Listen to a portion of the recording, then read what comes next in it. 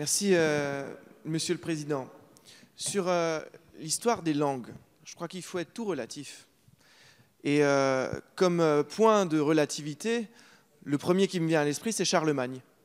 Charlemagne, il parlait une langue qui était sûrement beaucoup plus proche de l'alsacien d'aujourd'hui que du français.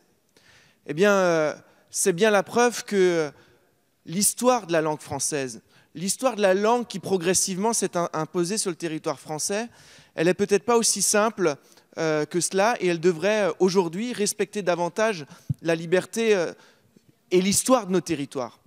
Et je suis l'élu d'un territoire qui aujourd'hui encore est largement marqué par cette France de l'après-guerre qui est imposée dans les écoles des slogans du type « il est chic de parler français », qui, sur une bonne intention de cohésion nationale, ont finalement détruit des familles dans leur identité et dans la difficulté de la construction dans des histoires qui étaient compliquées.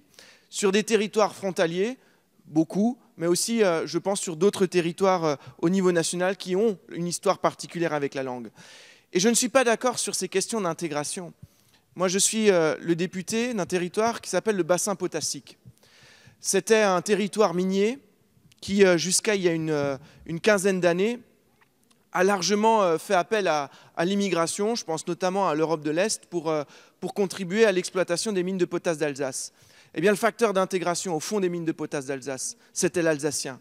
Et c'est par l'alsacien que ces mineurs, parfois souvent polonais, ont progressivement intégré la société locale et la société française in fine. Eh bien, moi, je me réjouis que les langues locales aient été des facteurs d'intégration.